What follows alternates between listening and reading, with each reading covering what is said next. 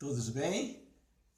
Estamos aqui de novo para atender mais um chamado dessa casa maravilhosa e o acolhimento que os irmãos nos dão. Hoje nos pediram para falar sobre o causas do temor da morte. Para quem gosta de aprofundar mais um pouquinho, vocês vão encontrar no Céu e Inferno, capítulo 2, itens de 1 a 9. E o que chamou a Kardec escrever isso no Céu e Inferno está no livro base da doutrina espírita, que é o Livro dos Espíritos, tá? Questão 941 e 942. Tudo bem? Mas antes de iniciar esse o temor, causa do temor da morte, queríamos fazer um pequeno chamamento do Cristo Consolador. Eu gosto muito de ir no Evangelho para nos inspirar. Tem uma passagem lá que o Espírito de Verdade, no capítulo 6, item 5 em diante, que o Espírito de Verdade diz assim: não temais a morte, né? Ela é a ressurreição. É maravilhoso isso. Então vamos ao tema. Por que o Espírito de Verdade nos diz não temais a morte? Mas por que motivo há temor? Há tantas causas que geram temor às pessoas. Se formos parar para pensar na nossa educação, é algo perceptível nas entranhas da humanidade, nesta vida material, num planeta de expiação e provas, não é verdade? Ou seja, todas as vezes que sai uma notícia referente ao desencarne de alguém, há um aspecto comovedor de consternação nas famílias e algumas crenças, não diria todas porque tem algumas que comemoram, mas algumas crenças, né, com seus atos litúrgicos, costumam deixar um visual, né, muito estranho, principalmente para a criança que acompanha, que vê seus pais chorando, a parentada toda chorando. No início ela não compreende aquilo, mas fica guardado no seu pensamento e no seu sentimento. E quando ela enfrenta de uma forma consciente o que está ocorrendo, ela vai se relembrar, se recordar dessa dor que viu seus entes queridos, avós ou pais, passando também.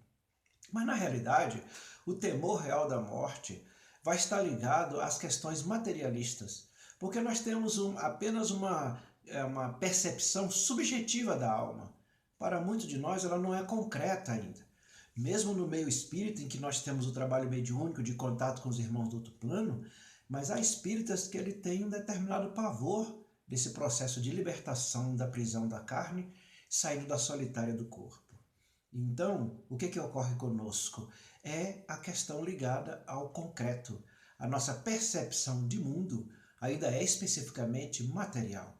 Para nós, necessitamos do contato, das sensações, né, do gosto, do sabor, do abraço, de pegar. E ficamos na dúvida se do outro lado teríamos isso também.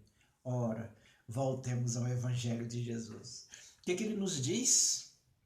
Não junteis tesouro onde a traça, a ferrugem corrói e os ladrões roubam. Nós ficamos muito pensando nessa traça, a ferrugem e ladrões como algo, né, da traça mesmo, o bichinho que vem comer, a ferrugem que ataca o metal, ou o assaltante que vem retirar nosso patrimônio. Não. Jesus está falando do egoísmo, do orgulho, né, isso, e da avareza.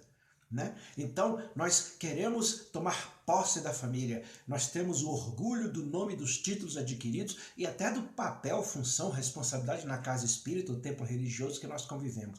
E, ao mesmo tempo, nós não queremos dividir os nossos bens com ninguém, nem tampouco dar o pó do que do pó veio, que é a matéria do corpo, devolver à terra aquilo que não nos pertence, porque somos seres libertos e estamos acriolados na carne enquanto casulo para que a gente possa voar como borboleta no futuro.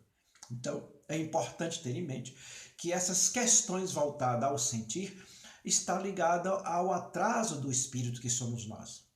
Em um determinado momento é algo fantástico, sobrenatural, a perda da vida.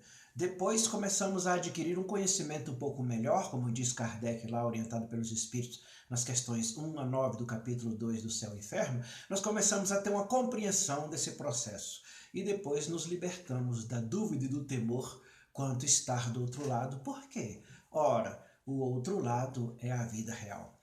Tem um texto muito bonito de Humberto de Campos, escrito Temor da Morte. Ele até começa o texto dizendo que quando ele foi chamado por Emmanuel para fazer essa escrita, ele ficou até um pouco constrangido por não ter condições e medo de não ter um palavreado adequado para fazermos ficar preparados aqui para um processo de viagem à vida real, que essa aqui é apenas passageira. Aí ele começa a falar do nosso desapego, da necessidade de começarmos a nos afastar de determinadas sensações, determinados interesses e buscarmos para dentro aquilo que a traça e a ferrugem não corrói, nem os ladrões roubam. Mas o que é que a traça e a ferrugem não corrói e nem os ladrões roubam? O nosso sentimento, o nosso conhecimento. E se nós conhecermos a nós mesmos, começaremos a sair das questões materiais e no mundo material já viver espiritizado. Não é espiritualizado, espiritizado. Somos espíritos momentaneamente presos na carne. E aí começaremos a afastar-nos, não é abandono, de valorizar demais aquilo que vai ficar por aqui. E começaremos nas nossas relações, nas nossas alegrias, construir algo que embeleze a nossa memória e que ao mesmo tempo as pessoas podem dizer, nossa, saiu dessa para melhor. Alguns falam da boca para fora, outros falam conhecimento de causa. Há uma pesquisa no Brasil em que 51% dos jovens, quando foi questionado do que eles tinham medo, 51% dos jovens tinham medo da morte. Dos jovens tinham medo da morte. Um percentual menor tinha medo, acho que uns 46 mais ou menos, tinha medo dos assaltos, de ficar deficiente, de ter alguma doença muito séria, né? E depois apenas 3 a 4% eles diziam que tinham temor deles mesmos, porque saberiam que podia dar continuidade na vida e não queria nessa existência ser elemento de comprometer o planeta. Jesus disse que nós não podemos ser pedra de tropeço na vida de ninguém. Esses têm noção da vida futura. Então, a causa do temor da morte é não acreditar na vida futura, apesar das religiões. Então, aquela visão do inferno, do purgatório, para nós espíritas, o sofrimento no umbral. Ora, nós já estamos no umbral. O umbral começa no salário dos pés e termina a 50 mil quilômetros acima da nossa cabeça. Então, quando nós começamos a entender que a vida continua, nós teremos mais cuidado, como esses 3 ou 4% de jovens, assim, eu tenho que cuidar bem das minhas relações, cuidar bem do meio ambiente, cuidar bem dos idosos, das crianças, dos animais, para que isso aqui possa ser bem lembrado e eu deixar uma marca decente, que é para quem? Para nós mesmos, porque se formos merecedores, somente os mansos herdarão a terra, retornaremos para aquilo que nós deixamos. Então, queridos e queridas, o temor da morte é um apego material. É a dúvida de que a vida futura não existe. E Jesus nos diz que é um lugar preparado para nós, muito bem aparelhado, porque onde Ele está, nós estaremos também. Então, vamos nos acalmar e apesar dessa pandemia, que é uma libertação daqueles que aqui se encontram aprisionados, mas tem muitos sofrendo, em respeito a esses seres, vamos dizer, olha, a vida continua.